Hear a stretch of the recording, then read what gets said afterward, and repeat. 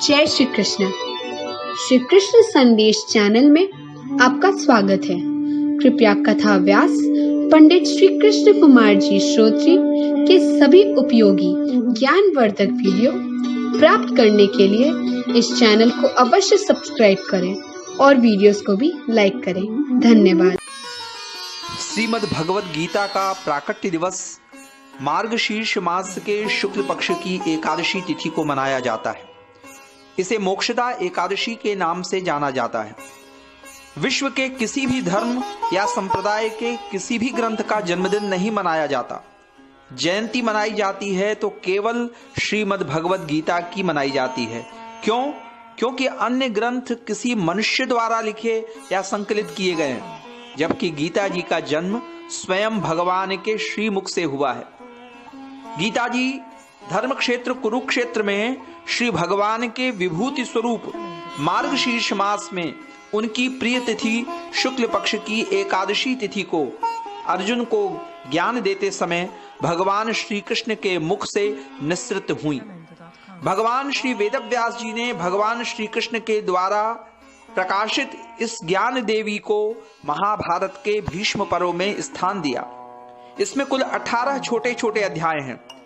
कहने को गीता जी छोटी सी हैं, लेकिन सत्य ज्ञान गंभीर सात्विक उपदेशों से भरी होने के कारण समस्त धर्म ग्रंथों में वंदनीय हो गई। गीता सर्वशास्त्रमयी है। इसमें योगेश्वर भगवान श्री कृष्ण ने किसी धर्म विशेष के लिए नहीं अपितु मनुष्य मात्र के लिए उपदेश दिए हैं। इसलिए गीता सार्वभौम ग्रंथ है।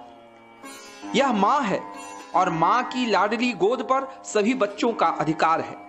मां जैसे जीवन जीने की कला सिखाती है, वैसे ही गीता जी भी जीवन जीने की शिक्षा दे रही हैं।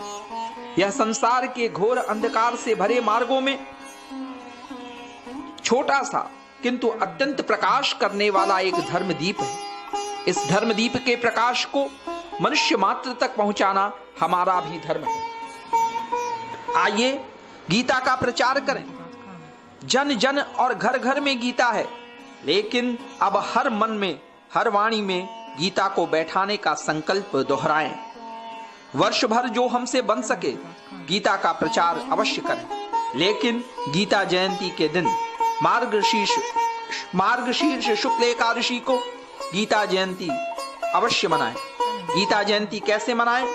सर्वप्रथम एक पाटे या चौकी पर स्वच्छ लाल या पीला वस्त्र बिछाकर भगवान श्री गणेश, भगवान श्री कृष्ण, अर्जुन और वेदव्यास जी का चित्र विराजित करें। जो भी पूजन सामग्री उपलब्ध हो अपने पास रख लें। सर्वप्रथम भगवान के सन्मुख दीप प्रज्वलित करें।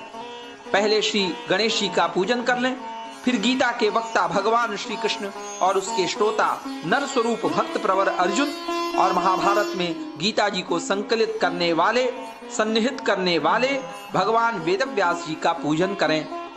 पूजन करने के उपरांत भगवान को भोग लगाएं। तदुपरांत गीता जी की आरती करें। फिर संपूर्ण गीता का स्वयं या सामूहिक पाठ करें। पाठ संपूर्ण होने पर पुनः गीता जी की आरती करें, प्रसाद वितरित करें। सामूहिक पाठ गीता जयंती के दिन प्रातः काल से शुरू होकर दूसरे दिन द्वादशी के दिन प्रातः काल तक भी किया जा सकता है अखंड पाठ। लेकिन इतना न हो तो भी संपूर्ण गीता का तो पाठ करना ही चाहिए एक बार। इस दिन गीता जयंती के दिन गीता तत्व को समझाने और उसके प्रचार प्रसार के लिए प्रवचन, व्याख्यान, सभाओं और गोष्ठियों का आयोजन होना चाहिए, जिससे गीता के संदेश को वक्ता सब तक पहुंचाएं। विद्यालयों, महाविद्यालयों में गीता का पाठ और गीता पर व्याख्यान आयोजित होने चाहिए। गीता ज्ञान संबंधी परीक्षा का आयोजन किया जाए तथा उसमें उत्तीर्ण छात्र छात्राओं को पुरस्कार दिए जाएं। मंदिर, देवस्थान आदि में भी गीता कथा का आयोजन होना चाहिए। इस दिन श्री गीता जी की शोभा यात्रा निकालनी चाहिए, लेकिन जहां प्रशासन की अनुमति लेना आवश्यक है वहां अनुमति लेकर ही इसे करना चाहिए। गीता माता की जय। जय श्री कृष्ण, जय गीते।